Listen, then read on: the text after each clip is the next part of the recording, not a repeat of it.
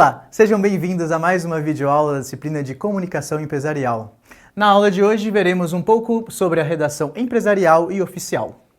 Lidamos com textos regularmente em nosso dia a dia. Entretanto, devemos dar maior atenção aos textos que são agrupados na área da redação empresarial e oficial, pois é a partir deles que executamos nosso trabalho e comunicação com empresas e órgãos públicos.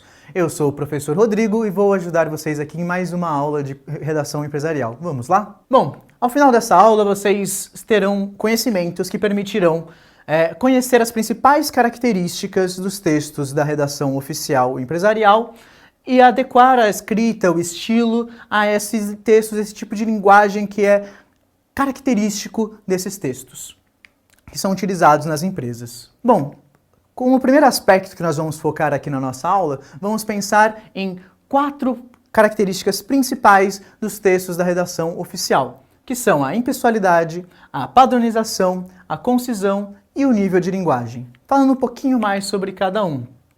Pensando aqui no conceito de impessoalidade, o que seria isso? A impessoalidade é a ausência de marcas de juízo de valor ou opinião ali expostas no texto ou na sua fala. Aplica-se no texto a partir de um uso mais afastado e da conjugação verbal na terceira pessoa, normalmente, ou na segunda pessoa, com uma redução no uso dos adjetivos também neste discurso. Então, vamos aqui pensar nessa diferença entre esses dois enunciados. Eu acho que a pintura está ruim, versus faz, se necessário, retocar a pintura. Perceba que o primeiro enunciado, ao utilizar a primeira pessoa, nós estamos pensando aqui em um caráter de julgamento, em algo que eu acho, no meu ponto de vista, que essa pintura não está adequada. Quando você afasta essa linguagem através do uso pronominal e da conjugação verbal, isso parece a narrativa ou o apontamento de um fato concreto da realidade. Faço necessário retocar essa pintura. Não é mais apenas um eu acho, mas é um fato concreto de que a pintura necessita de retoque. Vamos pensar agora então na padronização. O que seria essa padronização? Ela diz respeito às características mais ou menos estáveis de um documento ou de uma forma que circula nessas empresas, desses gêneros textuais que circulam nas empresas.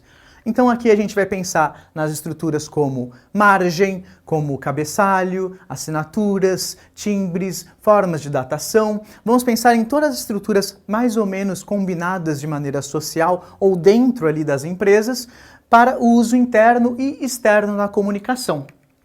Então vamos pensar aqui tanto nas características pré-estabelecidas de aparência e também na questão de estrutura do texto.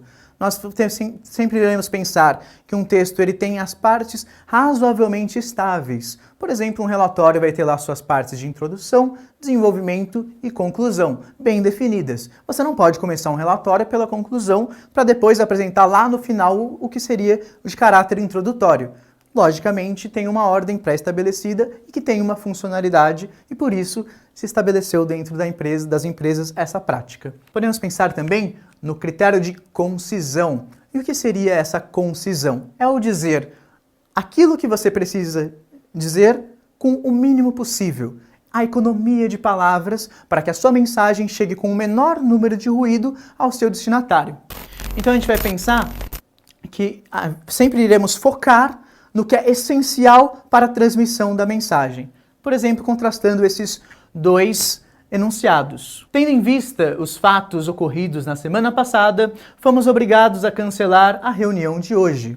Perceba como esse enunciado é bem longo e poderia ser resumido da seguinte maneira: por conta dos eventos da última semana, a reunião de hoje está cancelada. Perceba que muitas vezes, em busca de rebuscar nosso discurso, de fazer uma fala um pouco mais elaborada, imaginando que isso talvez trará uma impressão mais positiva sobre nós, às vezes nós enfeitamos demais o discurso, o que aumenta a possibilidade da inserção de ruído. Por isso o critério da concisão é tão interessante e tão importante, porque ele traz para o nosso discurso apenas o que é essencial para o entendimento da mensagem. E nós temos que pensar também na questão do nível de linguagem. E E o que seria esse nível de linguagem? É adequar a linguagem ao tipo de conteúdo que está sendo transmitido.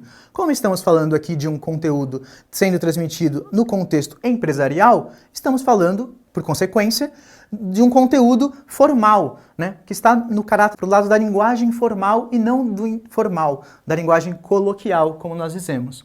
Então, percebam a diferença entre esses dois enunciados, se eles fossem emitidos pelo seu chefe. Renato, solicito que você preencha a papelada até, no máximo, estourando sexta-feira. Versus: ao senhor chefe de departamento, solicito que Vossa Senhoria preencha os relatórios de rendimento com prazo final da tarefa para sexta-feira. O segundo enunciado, apesar de mais longo e um pouco mais rebuscado, ele também traz uma seriedade maior. Ele traz um caráter de urgência maior, muito mais adequado ao caráter também que rege as relações do ambiente empresarial, que rege as relações ali de uma empresa, ok? Então, pensando, né, nesses critérios e pensando no que já é estabelecido dentro das empresas para uso, nós vamos pensar agora nos modelos de redação empresarial que nós mais utilizamos. Na apostila de vocês, nós temos vários exemplos, mas aqui eu destaquei dois que são essenciais para nós conhecermos hoje em dia: o e-mail e o memorando. O memorando um pouco mais em desuso, mas o e-mail muito em voga, cada vez mais em voga no mercado de trabalho. O e-mail, com o advento da internet, ele foi ganhando o espaço de outras comunicações e serve inclusive como meio de transmissão de diversas dessas comunicações empresariais.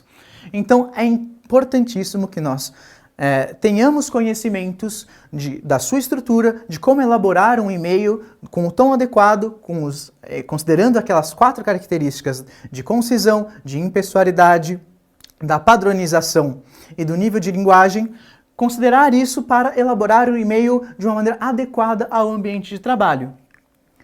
O memorando, por sua vez, ele é um documento de circulação interna das empresas, que era muito mais utilizado, inclusive anteriormente aos e-mails, mas que serve também como documento de registro e para comunicações mais rotineiras, né?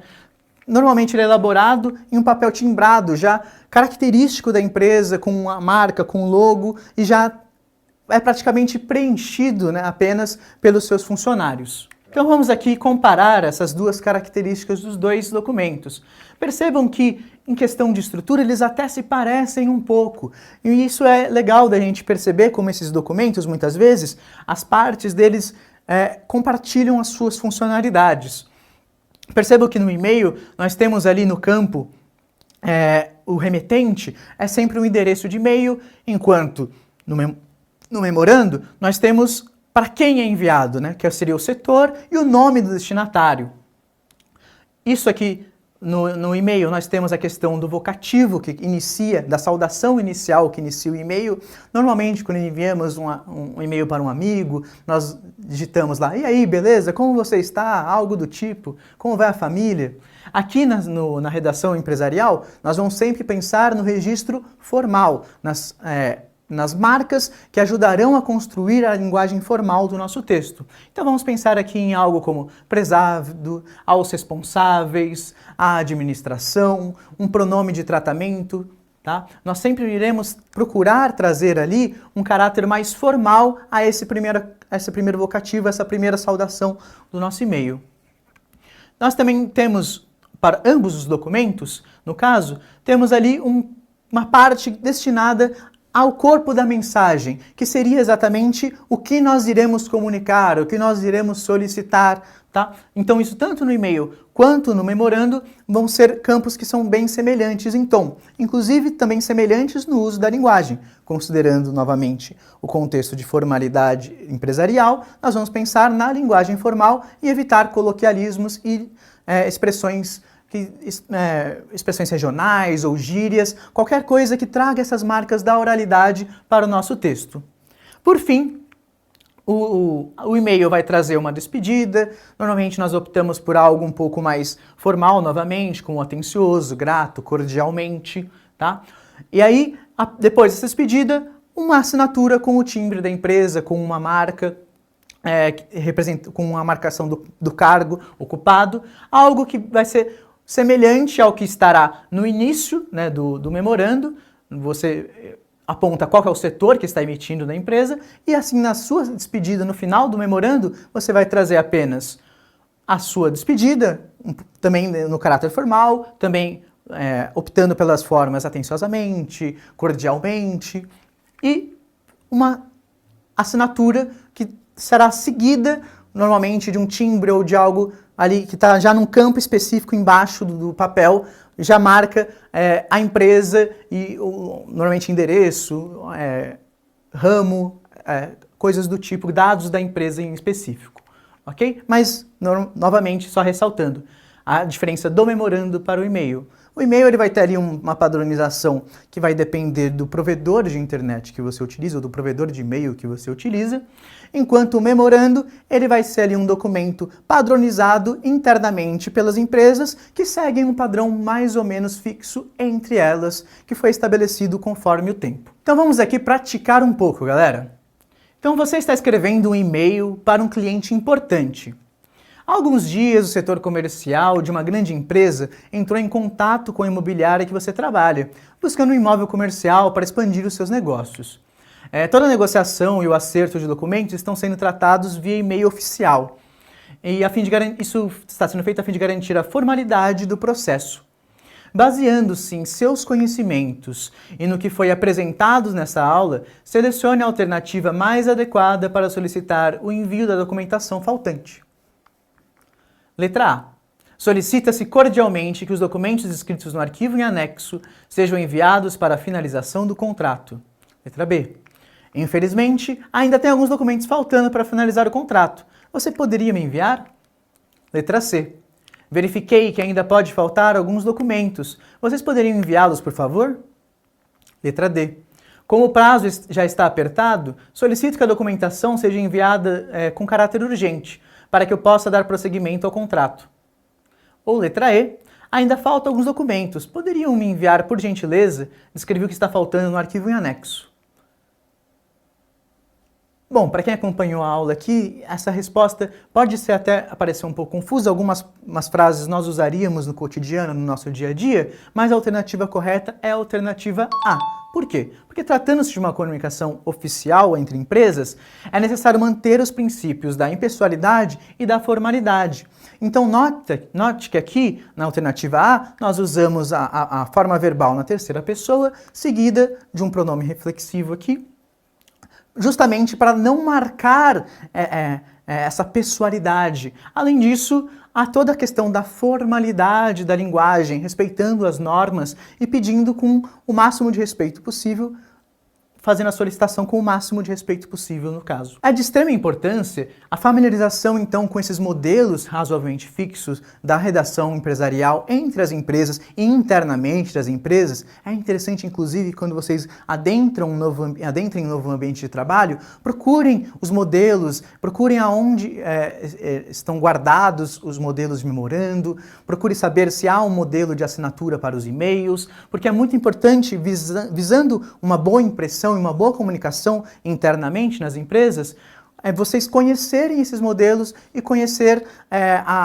os padrões adotados na empresa que vocês trabalham para poder melhor se adequar a esse uso, ok? Então, quanto mais lermos também, sempre que surgir uma dúvida, hoje em dia tem internet. Quanto mais nós lemos sobre esses modelos e sobre esse tipo de escrita, melhor também nós podemos escrever. Vocês podem procurar exemplos, procurar outros e-mails, procurar memorandos, tirar ideias para vocês desenvolver uma escrita própria e, a partir disso, usufruir dessas ferramentas no mercado de trabalho. Chegamos ao final de mais uma aula sobre redação empresarial.